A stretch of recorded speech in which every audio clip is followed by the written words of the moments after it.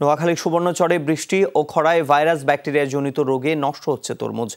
এসব এমন বিপর্যয়ে সর্বশান্ত হওয়ার শঙ্কায় চাষিরা। তবে এটিকে জলবায়ু পরিবর্তনের প্রভাব হিসেবেই দেখছেন কৃষিবিদরা। শঙ্কিত না হয়ে ভবিষ্যতে বৈজ্ঞানিক পদ্ধতি অবলম্বনের পরামর্শ তাদের। নোয়াখালীর সুবর্ণচর তরমুজের ভালো ফলনের জন্য সুনাম এক দশকেরও বেশি সময় ধরে। কিন্তু এবারের চিত্রটা একটু ভিন্ন। গেল কয়েকদিনের বৃষ্টি আর বৃষ্টি পরবর্তী খরায় ব্যাকটেরিয়া, ভাইরাস এবং ছত্রাকজনিত রোগ ছড়িয়ে পড়েছে তরমুজ খেতে। নষ্ট হচ্ছে ফসল, মাত্রাতিরিক্ত লবণে ঝলসে গেছে গাছ ও ফল। ফলন হলেও পরিমাণে সামান্য। তরমুজের পাশাপাশি আক্রান্ত হয়েছে সবজি ক্ষেত।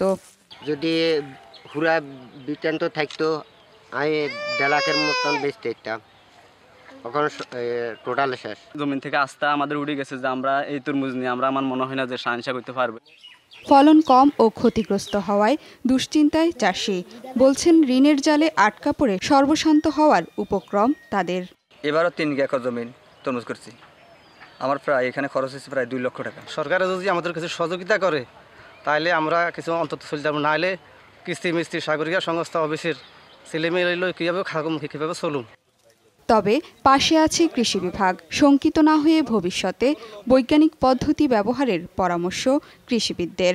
কোন রোগটা, কোন জীবাণুটা এই রোগের জন্য দায়ী সেটা উচ্চতর গবেষণা করার জন্য আমরা স্যাম্পল সংগ্রহ করে, নমুনা সংগ্রহ করে আমাদের উদ্ভিদ রোগতত্ত্ব বিভাগ গাজীপুর আমরা পাঠিয়েছি। গাছ বড় হচ্ছে কিন্তু ফল নাই, এটা জলবায়ু পরিবর্তনের কারণে হচ্ছে। এটাকে নিরাপদ করার জন্য ফেরোমন ফাঁদ, হলুদ ফাঁদ, নীল ফাঁদ, তারপর আপনার আইলে আমরা ভুট্টা ব্যবহার করছি, জৈব বালানাশক ব্যবহার করছি।